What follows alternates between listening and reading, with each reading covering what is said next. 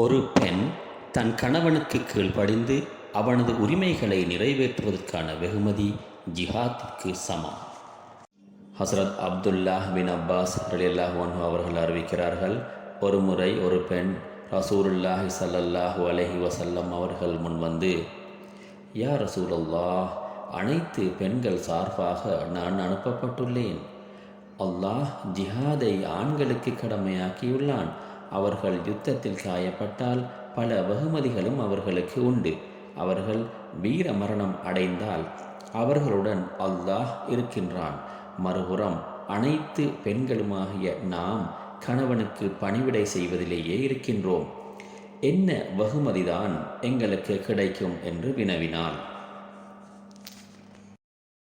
ஒரு பெண் தன் கணவனுக்கு கீழ்ப்படிந்து அவனது உரிமைகளை நிறைவேற்றுவாளேயானால் ஜிஹாத்திற்கு சமனான வெகுமதியை பெறுகிறாள் என்று நீர் காணும் பெண்களுக்கு கூறுவீராக என்று நபி ஸல்லல்லாஹு அலைஹி வஸல்லம் அவர்கள் கூறினார்கள். மேலும் உங்களில் சிலர் இதனை செய்கின்றனர் என்றும் மொழிந்தார்கள்.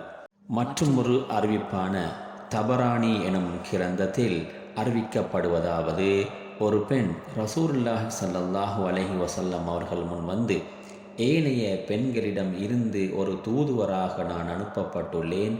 எனது இவ்வருகையை அறிந்த மற்றும் அறிந்திராத அனைத்து பெண்களும் இவ்வருகையை விரும்புவார்கள். ஆண்களுக்கும் பெண்களுக்குமான இறைவன் அல்லாஹ்தான். மேலும் பெண்களின் இறைவனும் அல்லாஹ்தான்.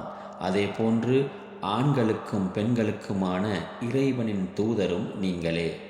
அல்லாஹ் ஆண்களுக்கு ஜிஹாதை கடமையாக்கியுள்ளான். அவர்கள் வீர தியாகம் அடைந்தால் சிறந்த வெகுமதிகளையும் வெற்றியையும் அடைகின்றனர். மேலும் அல்லாஹ் அவர்களுடன் இருக்கின்றான். என்ன நன்மையான காரியங்களை ஆண்களின் ஜிஹாத்திற்கு ஈடாகும் என வினவினார். கணவனுக்கு அடிபணிந்து அவனது உரிமைகளை அங்கீகரித்தால் பெண்களுக்கும் ஜிஹாத்திற்கு ஈடான வெகுமதி உண்டு என்றும், எனினும் உங்களில் சிலர் உண்மையில் இதனை செய்கின்றனர் என்றும் கூறினார்கள்.